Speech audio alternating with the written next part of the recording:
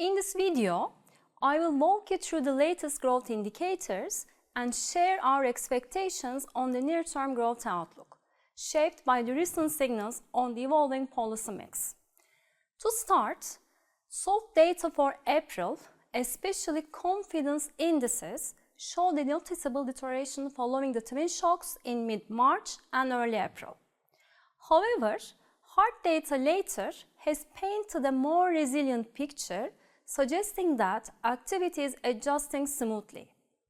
We now cast a slightly positive quarter-on-quarter growth rate for the second quarter, which translates into annual growth rate of around 4.5%, supported by favorable calendar effects.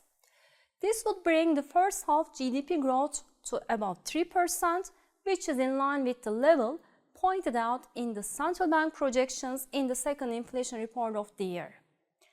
On the fiscal side, second quarter cash balance displayed increasing efforts to avoid a new fiscal impulse.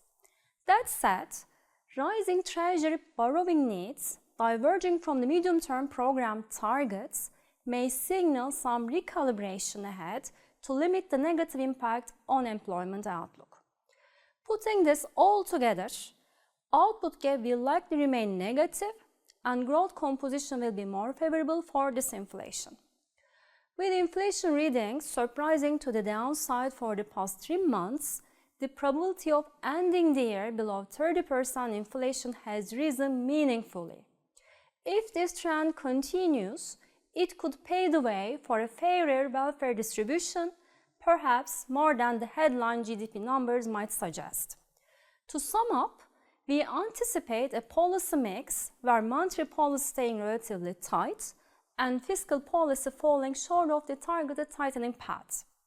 We maintain our growth forecast of 3.5% for this year, but with risks slightly tilted to the downside. With market volatility reduced, reserves being rebuilt, and no dramatic hit expected from softer external demand, we believe conditions are settled to allow a carefully calibrated rate cutting cycle to begin as of July. Thanks for listening us.